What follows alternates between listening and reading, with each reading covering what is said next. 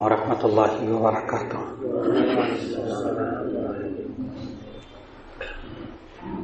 نحمده ونصلي على رسوله الكريم، اما بعد فاعوذ بالله من الشیطان الرجیم، بسم اللہ الرحمن الرحیم۔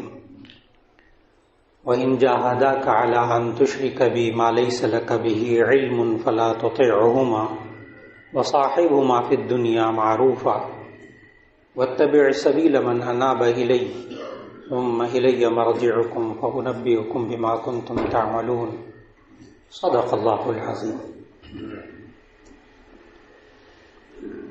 اللہ رب العزت نے انسان کو جو پیدا کیا تو اس کی پیدائش سے لے کر موت تک اور موت کے بعد کے بھی جو حالات ہیں وہ اللہ نے سب کچھ سکھایا ہے انسان کو۔ یہ انسان اگر اللہ کے حکم کے مطابق زندگی گزارتا ہے تو وہ سمجھے کہ خالق کے حکم کے مطابق، جس نے مجھے بنایا ہے، جس نے مجھے پیدا کیا ہے، اس کے حکم کے، اس کے طریقے کے مطابق میں زندگی گزار رہا ہوں۔ اور اس میں اہم ترین خوبی جس کا آج ذکر ہے اور وہ ہے کہنا ماننا۔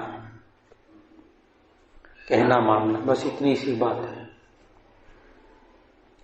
اللہ تعالیٰ نے زندگی کی پوری بنیاد اس پر رکھی کہ اطیعوا اللہ و اطیعوا الرسول و اولی الامر منکم، تم اللہ کی اطاعت کرو۔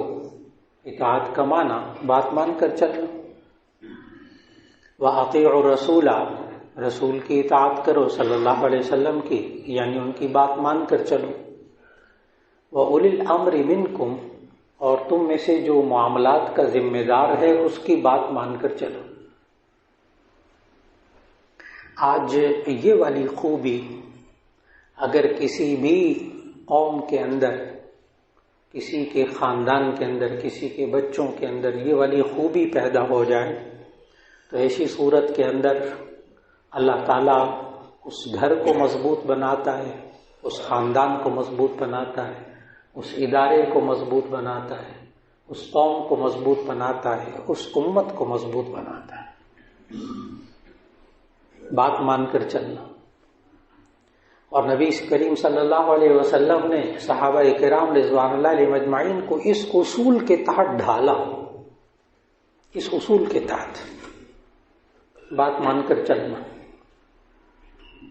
اور آغاز کہاں سے ہوتا ہے کہ جہاں بچے ماں باپ کا کہنا مان کر چلیں، وہاں سے آغاز ہوتا ہے۔ آپ کے اختیار میں ہے، یعنی ماں باپ کے اختیار میں ہے، وہ جس طرح چاہیں بچوں کو ڈھال لیں، ان کو کہنا ماننے کی تربیت دے کر۔ آپ کو حیرت ہوگی، لوگ جانوروں پر یہ محنت کرتے ہیں، حالانکہ جانوروں کے اندر اتنے احساسات نہیں ہوتے، اتنی سمجھ بوجھ نہیں ہوتی، لیکن جتنی ہوتی ہے لوگ بلیوں پر محنت کرتے ہیں۔ بلی پالتے ہیں، اس پر محنت کرتے ہیں، ہر بلی پر نہیں کرتے، جس کو پالتے ہیں۔ ایک سفر میں دیکھا کہ وہ سواری کے اندر گھر والے سفر کر رہے ہیں، بچے بھی سفر کر رہے ہیں، تو انہوں نے گاڑی کی ڈگی کے اندر بلی کے لوازمات رکھے ہوئے تھے، اس کا باتھ روم بھی رکھا ہوا تھا۔ اور جب پوچھیں بلی پالنے والوں سے تو وہ یہ کہتے ہیں کہ ہماری بلیاں نا گھر میں گند بالکل نہیں مچاتی، جب ان کو ضرورت پیش آتی بیت الخلاء کی تو ان کے بیت الخلاء کی جگہ مقرر ہے، وہاں جا کر وہ کرتی ہیں۔ آپ حضرات کو بہت اچھی طرح معلوم ہے گھروں کے اندر جو لوگ بلیاں پالتے ہیں، بلیاں پالنے کا مطلب کیا ہے؟ اس پر محنت کرتے ہیں، اس کی تربیت کرتے ہیں، یہاں تک کہ وہ کہنا ماننے لگ جاتے ہیں۔ بچپن میں آپ حضرات، اب تو ختم ہو گیا وہ سلسلہ، مداری بندر کا تماشا دکھاتے تھے، ریچھ کا تماشا دکھاتے تھے، وہ ہوتا کیا تھا؟ پالتے تھے، اس کی پرورش کرتے تھے، اس کی تربیت کرتے تھے۔ لوگ تو کتوں پر محنت کرتے ہیں شکار کے لیے، شکار کے لیے، اور کتے کے ذریعے، شکاری کتے کے ذریعے شکار کیا ہوا 100% حلال ہے، یہ اللہ نے سورہ مائدہ میں سکھایا. نام بار بار اگر کتے کا لوں تو وہ ناراض نہ ہوئے گا، اس لیے کہ میں قرآن مجید کی آیات پڑھوں گا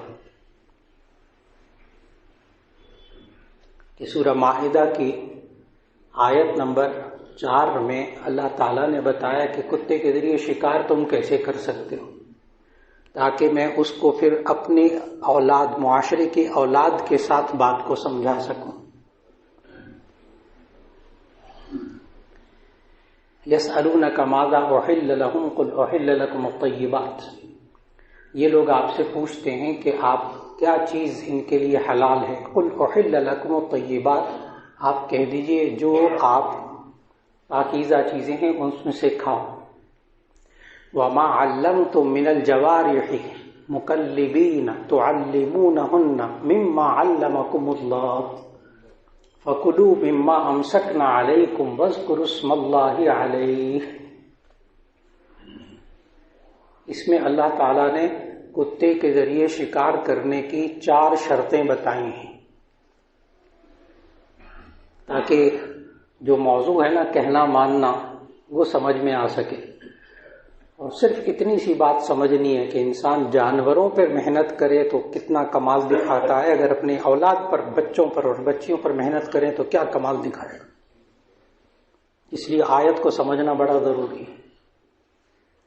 ما علمتم من الجوارح، جو تم سکھاؤ، من الجوارح، ان زخمی کرنے والے جانوروں میں سے، درندہ. ما علمتم من الجوارح، جو تم سکھاؤ ان درندوں کو، زخمی کرنے والے درندوں کو. مکلبین، تم اس کو خود چھوڑنے والے ہو اس شکار کے پیچھے. تعلمونہن مما علمکم اللہ، تم نے اس کو وہ باتیں سکھائی ہو جو اللہ نے تمہیں سکھائی. بات کتے کی ہو رہی ہے، شکاری کتے کی. اللہ کیا کہہ رہا ہے؟ تعلمونہن مما علمکم اللہ، تم اس کو وہ بات سکھاؤ جو اللہ نے تمہیں سکھائی ہے. کیا بات مان کر چلو، کہنا مان کے چلو. میں چھوڑوں تو شکار پہ جانا. سدائے ہوئے کتے کی اللہ نے خوبی قرآن میں بتائی. تعلمونہن مما علمکم اللہ، تم نے ان کتوں کو، ان جانوروں کو سکھایا ہو وہ کچھ جو اللہ نے تمہیں سکھایا ہے. پھر فَكُلُوا مِمَّا أَمْسَكْنَا عَلَيْكُمْ، تم کھاؤ اس میں سے جو وہ تمہارے لیے پکڑ کر لے کر آئے. جو سدھایا ہوا شکاری جانور ہوتا ہے وہ شکار کر کے آپ کے پاس لائے گا، خود اس میں سے ایک بوٹی نہیں کھائے گا. سوال ہی پیدا نہیں ہوتا. مالک دے گا تو کھائے گا، مالک دے گا تو کھائے گا، بھوکا مر جائے گا. سدھایا ہوا، یہ قرآن مجید اللہ سکھا رہا ہے. فَكُلُوا مِمَّا أَمْسَكْنَا عَلَيْكُمْ، وہ جو تمہارے پاس پکڑ کر لے کر آئے نا تم اس میں سے کھاؤ. اور یہ فَكُلُوا مِمَّا أَمْسَكْنَا کی تفسیر میں سارے مفسرین نے لکھا، اس میں کوئی اختلاف نہیں. اگر شکاری کتے کو آپ چھوڑیں، اسی طرح آپ باز کو بھی بیچ میں شامل کر لیں. باز جس کے ذریعے شکار کیا جاتا ہے اس کو بھی سدھایا جاتا ہے، اس کو بھی سکھایا جاتا ہے. کیا کہنا مانو، جو میں کہوں وہ کرو. جس شکار کے پیچھے چھوڑوں اس شکار کے پیچھے جاؤ. خود نہیں کھانا، کہہ دیا نا نہیں کھانا، نہیں کھائے گا. فَكُلُوا مِمَّا أَمْسَكْنَا عَلَيْكُمْ کی تفسیر میں مفسرین نے لکھا کہ اگر وہ کتا، وہ باز، کوئی جانور شکار کر کے لے کر آئے اور آپ نے 4 شرطیں پوری کی ہیں، ابھی میں 4 شرطیں الگ الگ بتاتا ہوں. 4 شرطیں اگر آپ نے پوری کی ہیں اور وہ جانور کتا شکار کر کے لے کر آئے، باز شکار کر کے لے کر آئے، آپ کے پاس آئے تو وہ مردہ ہو، مرا ہوا ہو، کھانا اس کا 100% حلال ہے. 100% حلال ہے، اس کو ذبح نہیں کیا جاتا. کیوں؟ آگے آیت ہے فَكُلُوا مِمَّا أَمْسَكْنَا عَلَيْكُمْ، تم اس میں سے کھاؤ جو وہ تمہارے لیے پکڑ کر لے کر آئے. وَاذْكُرُوا اسْمَ اللَّهِ عَلَيْهِ، اور تم نے اس باز کو، اس کتے کو شکار کے پیچھے چھوڑتے ہوئے اس پہ اللہ کا نام دیا. اللہ کا نام دیا. اب میں حلال ہونے کی وجہ بتا رہا ہوں. اللہ نے کہا فَكُلُوا، کھاؤ. 4 شرطیں. نمبر 1 وہ باز یا کتا سدھایا ہوا، سکھایا ہوا، وہ جو اللہ نے اس انسان کو سکھایا، بات مان کر چلنا، میرے لیے پکڑ کر لے کر آ، تو یہ سدھایا ہوا کتا عام کتا پکڑے گا؟ بالکل نہیں۔ پھر اس کے بعد مکلبین، آپ نے اس کو چھوڑا ہو اس شکار کے پیچھے، وہ خود نہ گیا ہو۔ اگر شکاری کتا خود چلا جائے اور شکار کر کے لے آئے، حرام، آپ نے چھوڑا۔ قرآن مجید کی شرط، 2 شرطیں ہو گئی، سدھایا ہوا ہو اور آپ نے چھوڑا ہو خود اس شکار کے پیچھے، جب اشارہ کر دیا۔ نمبر 3 فَكُلُوا مِمَّا أَمْسَكْنَا عَلَيْكُمْ، وہ تمہارے لیے پکڑ کر لے کر آئے، اپنے لیے نہیں۔ اگر اپنے لیے پکڑ کر لے کر آئے، آپ انسان نہیں کھا سکتے اس میں۔ اور چوتھی شرط وَاذْكُرُوا اسْمَ اللَّهِ عَلَيْهِ، اور تم نے اس پر اللہ کا نام لیا ہو۔ یہ جو میں نے باتیں بتائی ہیں، یہ سورہ مائدہ آیت نمبر 4، ترجمہ میں نے پڑھا ہے، ترجمہ پڑھیے، اس کی شرائط پڑھیے، تفسیر پڑھیے، ساری باتیں وہاں ملیں گی۔ میں ابھی تفسیر میں نہیں جا رہا، میں نے تو اس کے اصل بات جس کی طرف، اصل موضوع کی طرف آنا ہے کہ یہ انسان جانور پر محنت کرتا ہے۔ اب اس وقت لاکھوں روپے کا وہ کتا ہوتا ہے، لاکھوں روپے کا وہ باز ہوتا ہے، جس کو عادت کیا پڑ جاتی ہے، کہنا ماننے کی، کہنا ماننا۔ چھوڑا ہے تو جائے گا، اس میں سے نہیں کھائے گا، اللہ کا نام لینا ہے، اس کو جو سکھایا وہ اس نے سیکھا ہے۔ یہ انسان بلیوں پر محنت کرتا ہے، کمال کی محنت کرتا ہے۔ یہ انسان پرندوں پہ محنت کرتا ہے، کمال کی کرتا ہے، ان کو سکھاتا ہے۔ یہ انسان کتوں پہ محنت کرتا ہے، کمال کا سکھاتا ہے۔ اور دور جدید کے اندر ہماری جو آرمی ہے، اس کے پاس میں جب کبھی جاتا ہوں دوروں پر ان کے ہاں، تو آرمی کے ہاں باقاعدہ جاسوس کتوں کی پوری پلٹون ہے، کئی لاکھ روپے کا ایک کتا ہے۔ کیا ہے، اس کو چھوڑتے ہیں، وہ 2 قسم کے، ایک جاسوس ہوتے جو کہ منشیات کو معلوم کرتے ہیں، منشیات کو، نشہ آور چیزیں ہوں اس کو سونگھ کر بتا دیتے ہیں سامان میں نشہ ہے کی چیزیں ہیں کہ نہیں۔ دوسری بارود، یہاں بارود ہے، سرنگیں بچھائی ہوئی کہ نہیں، کتے کو چھوڑتے ہیں، وہ بتا دیتا ہے، اشارہ کر دیتا ہے۔ یہ سدھایا ہوا، سکھایا ہوا، کہنا مان کے چلنا۔ اور عجیب بات بتاؤں کہ اللہ نے قرآن میں سورۃ النحل میں ہمیں بتایا کہ اللہ نے شہد کی مکھی کو جو سکھایا، دنیا کی کوئی شہد کی مکھی ایسی نہیں ہے جو اللہ کے حکم کے خلاف چلتی۔ سورہ نحل کی آیت پڑھنے لگا کہ اللہ نے کیا سکھایا، اللہ نے کیا سکھایا۔ وَأَوْحَى رَبُّكَ إِلَى النَّحْلِ أَنِ اتَّخِذِي مِنَ الْجِبَالِ بُيُوتًا وَمِنَ الشَّجَرِ وَمِمَّا يَعْرِشُونَ ثُمَّ كُلِي مِن كُلِّ الثَّمَرَاتِ فَاسْلُكِي سُبُلَ رَبِّكِ ذُلُلًا يَخْرُجُ مِن بُطُونِهَا شَرَابٌ مُخْتَلِفٌ أَلْوَانُهُ فِيهِ شِفَاءٌ لِلنَّاسِ إِنَّ فِي ذَلِكَ لَآيَاتٍ لِقَوْمٍ يَتَفَكَّرُونَ۔ ترجمہ کرنے لگا، وَأَوْحَى رَبُّكَ إِلَى النَّحْلِ، آپ کے رب نے وحی بھیجی۔ وحی کا یہاں لغوی معنی مراد ہے، ویسے تو انبیاء پر وحی آتی ہے، پرندوں پر جو وحی آئی اس کا معنی چپکے سے پیغام کسی کے دل میں ڈالنا، یہ وحی کا لفظی مطلب ہے، چپکے سے دل میں بات ڈالنا۔ اللہ انسان کے دل میں بھی چپکے سے بات ڈالتا ہے۔ الہمہا فجورہا وتقواہا، جب کسی مومن کے دل میں اللہ کوئی اچھی بات ڈالتا ہے اسے الہام کہتے ہیں۔ اللہ بھی دل میں ڈالتا ہے بات، اچھی بات ڈالتا ہے، اللہ خود ڈالتا ہے۔ بات پتہ صرف کیا ہے، اللہ تو ڈال دیتا ہے ذہن میں وہ بات، یہ مانتا نہیں، یہ مانتا نہیں، کہنا نہیں مانتا، مزاج۔ اور وہاں اللہ نے شہد کی مکھی کی طرف کیا وحی بھیجی، وَأَوْحَى رَبُّكَ إِلَى النَّحْلِ۔ اب دیکھیے گا مکھی کو، شہد کی مکھی، اس کو ایک بات کہی اللہ نے، چند ہدایات دی۔ میں نے عرض کیا ہے دنیا کی کوئی شہد کی مکھی اس کی خلاف ورزی نہیں کر رہی، ایک انچ خلاف ورزی نہیں کر رہی. کیا وَأَوْحَى رَبُّكَ إِلَى النَّحْلِ أَنِ اتَّخِذِي مِنَ الْجِبَالِ بُيُوتًا وَمِنَ الشَّجَرِ وَمِمَّا يَعْرِشُونَ، کہ تو اپنا گھر بنایا کر چھتا تو اپنا گھر بنایا کر جبال پہاڑوں میں، وَمِنَ الشَّجَرِ درختوں میں، وَمِمَّا يَعْرِشُونَ اور جو بیل دار پودے ہوں نا ان کے اندر تو اپنا گھر بنایا کر. آج دنیا کی ساری شہد کی مکھیاں کبھی زمین پر گھر نہیں بنائیں گی.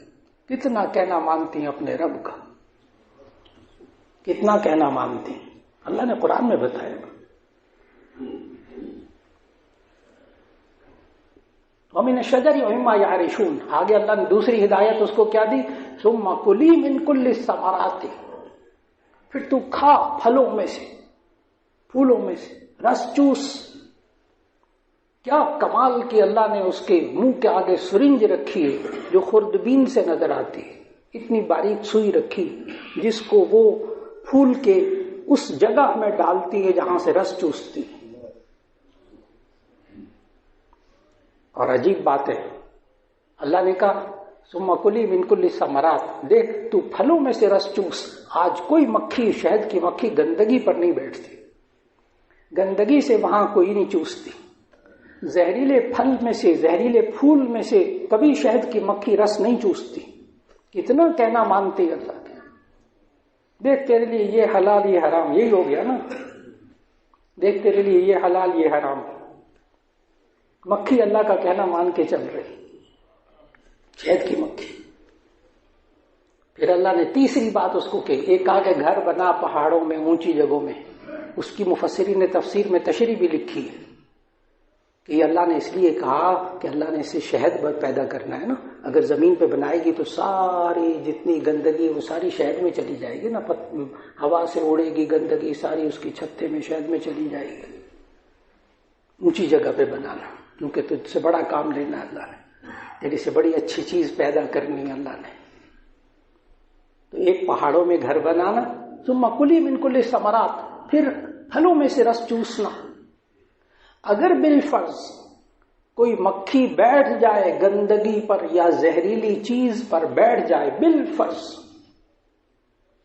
اور اس کے جسم کے ساتھ یا اس کے منہ پر گندگی لگی ہوئی ہو، تو جو ماہر حیوانیات ہے بہت اچھی طرح جانتے ہیں، مفسرین نے بھی لکھا کہ شہد کے چھتے کے ارد گرد وہیں ایک باقاعدہ گارڈ مکھیاں بیٹھی ہوتی ہیں، وہ اس کو فوراً ڈنک مار کے مار دیتی ہیں. محافظ دیکھے ایسے ہوتے ہیں محافظ. باہر سے زہریلی چیزوں کو چھتے میں نہیں آنے دینا. اللہ کا نظام ہے، کرنے والا اللہ ہے، سمجھانے والا اللہ ہے. بات کتنی سی ہے کہ جس کو سمجھایا اس نے مان لیا، جس کو سمجھایا اس نے مان لیا. انسان مانتا نہیں. سمجھایا انسان کو بھی ہے، سمجھایا انسان کو بھی ہے. اونچی جگہ گھر بنانا، پھلوں میں سے رس چوسنا. پھر تیسرا حکم کیا دیا؟ فَاسْلُكِي سُبُلَ رَبِّكِ ذُلُلًا، پھر تو چل اپنے رب کے بتائے ہوئے ہموار راستوں پر. پھر تو چل اپنے رب کے بتائے ہوئے ہموار راستوں پر. اگر ایک باغ کے اندر، ایک پہاڑی علاقے کے اندر 100 چھتے بھی لگے ہو نا، جس چھتے سے مکھی اڑ کر گئی ہے وہ اسی چھتے پہ واپس آئے گی. سوال ہی پیدا نہیں ہوتا کسی اور کی جگہ میں منہ مارے، کسی اور کی حق تلفی کرے. اپنے گھر میں آتی. کیوں؟ اللہ نے حکم یہی دیا ہے کہ دیکھ تیرا راستہ ہے نا، اس پہ واپس چل کر تو آ. اور اللہ نے پہچان کیا رکھی ہے اس شہد کی مکھی کے لیے کہ وہ اس چھتے کی طرف کیوں آتی ہے؟ اس کو کیا پہچان؟ اس لیے کہ اس میں ایک ملکہ مکھی بیٹھی ہوتی ہے جس کا نام احادیث میں روایات میں آتا ہے یعصوب. آج دور جدید کی سائنس بھی یہی کہتی ہے کہ ایک مکھی ہوتی ہے جس کا بھورا رنگ کا کلر ہوتا ہے. وہ شہد بنانے کے لیے نہیں جاتی، وہ رس چوسنے کے لیے نہیں جاتی، وہ وہیں چھتے میں بیٹھی رہتی. اس کو ملکہ مکھی کہتے ہیں. وہ حکومت کرتی ہے. اسی لیے مفسرین نے اس آیت کی تفسیر میں لکھا کہ اگر حکومت کرنا سیکھنا ہو تو شہد کی مکھیوں سے سیکھو. ملک کو چلانا سیکھنا چاہتے ہو تو شہد کی مکھیوں سے سیکھو، اس آیت کی تفسیر پڑھو۔ جب اللہ کا حکم مان کر اس نے اونچی جگہ پہ گھر بنائے، پاکیزہ رس چوسا، اور پھر اس کے بعد صحیح راستے پر چل کر اپنے چھتے پہ آئی، سارے اللہ کے کہنے مانے، پتہ ہے کیا ہوا؟ آیت میں اللہ نے بتایا پھر کیا ہوا، یخرج من بطونها شراب مختلف الوانه فیہ شفاء للناس، پھر اللہ نے اس کے پیٹ میں سے ایسا مواد نکلا جس میں لوگوں کے لیے شفا رکھی۔ جب اللہ کی بات مان کر چلتا ہے، ایک مکھی چھوٹا سا جانور جب اللہ کے حکم کو مان کر چلتا ہے، اللہ اس کو لوگوں کے لیے مفید بنا دیتا ہے۔ یہ انسان اگر اللہ کے کہنا مان کر چلے گا، اللہ اس کو معاشرے کے لیے مفید بنا دے گا۔ یہ اگر شوہر ہے تو اپنی بیوی کے لیے مفید ہوگا، بیوی ہے تو شوہر کے لیے مفید ہوگی، اور اگر یہ ماں باپ ہیں تو یہ بچوں کے لیے مفید ہوں گے، اور اگر یہ بچے اور خاندان ہوں گے تو یہ ایک دوسرے کے لیے مفید ہوں گے، اور جب یہ معاشرہ بنے گا تو ایسی صورت کے اندر یہ سارے کے سارے ایک دوسرے کے لیے مفید ہوں گے، پھر یہ امت بنے گی اللہ کا کہنا مان کر، یہ دوسروں کے لیے مفید ہوگی۔ اور اگر یہ اللہ کا کہنا مان کے نہیں چلیں گے ایک دوسرے کے لیے زہر ہوں گے، ایک دوسرے کے لیے زہر ہوں گے، ایک دوسرے کو نقصان پہنچانے والے ہوں گے، پھر یہ ایک دوسرے کے لیے فتنہ ہوں گے اگر اللہ کا کہنا مان کے نہیں چلیں گے۔ بات اصل چل رہی ہے، موضوع ہے کہنا ماننا، اور جو میں نے بہت گہرا موضوع ذکر کیا، بڑے سادے انداز میں ذکر کیا کہ ہم کتے، بلیوں، باز پر، جانوروں پر ہم انسان محنت کرتے ہیں، وہ ہمارا کہنا ماننے لگ جاتے ہیں، ہمارے لیے بڑے مفید جانور ہو جاتے ہیں۔ اگر ہم اپنے بچوں کے لیے جو سمجھدار بھی ہیں، ذی شعور بھی ہیں، ہم اپنی اولاد پر محنت کر لیں، یہ کیوں نہیں سو دیکھیں؟ یہ قرآن صرف پاکستان کے لیے نہیں ہے، یا مکہ مدینے کے لیے نہیں ہے، یہ تو دنیا بھر کے بچوں کے لیے، یہ دنیا بھر کے انسانوں کے لیے، قیامت تک کے لیے، چاہے میڈیا کتنی ترقی کر جائے، فتنے کتنے آ جائیں، قرآن کی ہدایات اپنی جگہ، ان سے رہنمائی ملتی رہے گی۔ مت کہیں مولانا آپ کو کیا پتا میڈیا کہاں چلا گیا، خرافات کتنی ہو رہی ہیں اور خلا فتنے کتنے ہو رہے ہیں۔ جی فتنے ہوتے رہے، اس سے بھی 10 گنا زیادہ، 1000 گنا زیادہ ہو جائے، آج بھی انسان اللہ کا کہنا مان کے چلتا رہے، اور ہماری نئی نسل اپنے ماں باپ کا کہنا مان کے چلتی رہے۔ کہنا ماننا، اطیعوا اللہ و اطیعوا الرسول و اولی الامر منکم، اولو الامر کی اطاعت کرنا جو آپ میں سے ذمہ دار ہے۔ لہذا بچوں کی تربیت شروع سے کی جائے کہنا ماننے کی۔ یہ آیت پڑھی سورہ لقمان کی۔ آج نوجوان نسل، بچے اور بچیاں پوچھتے ہیں ایک سوال، ماں باپ کا کہنا کہاں تک مانے؟ کہاں تک مانے؟ کوئی حد ہے؟ اللہ نے حد قرآن میں بتائی ہے، سورہ لقمان کی اس آیت نمبر 15 میں اللہ نے حد بتائی ہے، نبی صلی اللہ علیہ وسلم نے حدیث میں حد بتائی ہے، کہاں تک مانے ماں باپ کی بات کو۔ اللہ نے اس آیت میں سمجھایا، لقمان علیہ السلام نے اپنے بچوں کو سمجھایا، سورہ لقمان کا دوسرا رکوع، وَإِن جَاهَدَاكَ لِتُشْرِكَ بِي مَا لَيْسَ لَكَ بِهِ عِلْمٌ فَلَا تُطِعْهُمَا۔ اگر یہ تیرے دونوں ماں باپ، پیچھے ماں باپ کا ذکر چل رہا ہے، اگر یہ دونوں ماں باپ ان جہدا کا لتشریک بھی، اگر یہ تمہیں مجبور کرے کہیں اللہ کے ساتھ شرک کرو، فلا تطعهما، ان کی بات نہ ماننا۔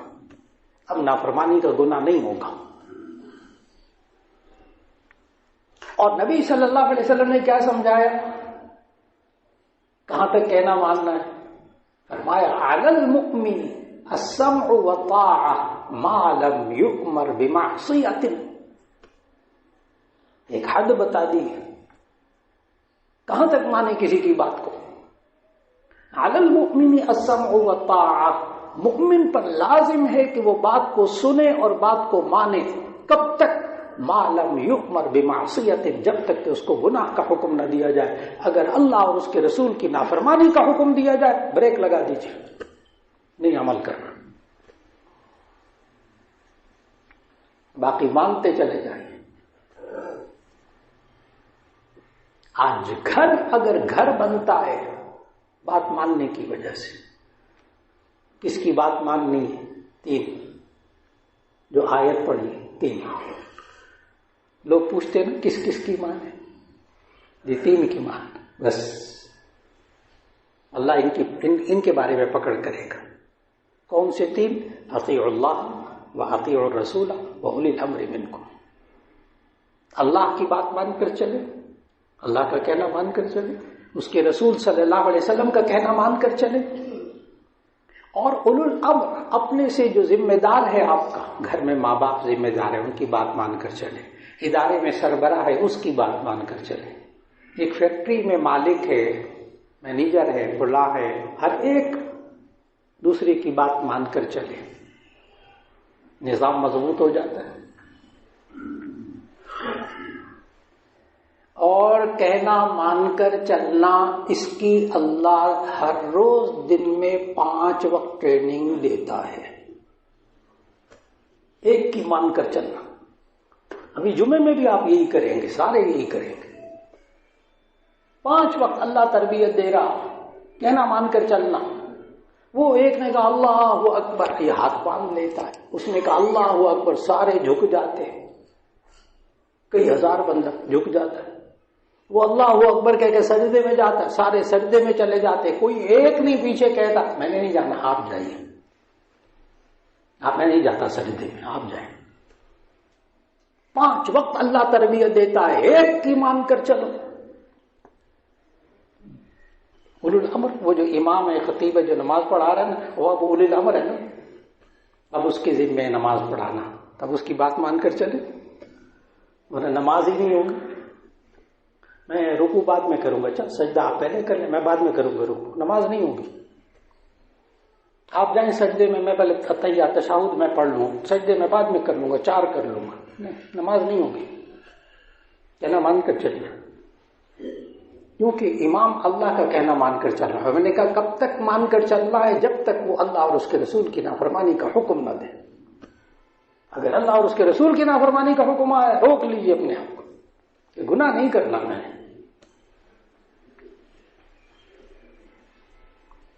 اور مستشرقین نے تو اپنی کتاب، مستشرق جو کہ مغربی مفکرین غیر مسلم بھی ہوتے، اسلام کے بارے میں ریسرچ کرتے، انہوں نے اپنی کتابوں میں لکھ دیا، آپ میں سے کئی حضرات نے پڑھا ہوگا.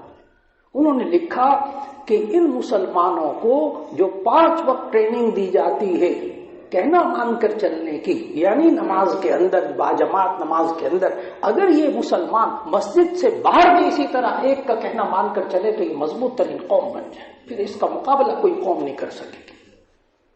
مشکل یہ ہے کہ مسجد سے نکلنے کے بعد ہر ایک کا قبلہ جدا جدا، نہیں ماننا، ماں باپ کی بھی نہیں ماننی، اپنے بڑے کی بھی نہیں ماننی، اپنے سربراہ کی بھی نہیں ماننی. مزاج ہے. اور نبی کریم صلی اللہ علیہ وسلم نے صحابہ کرام کا مزاج اتنا ڈھال دیا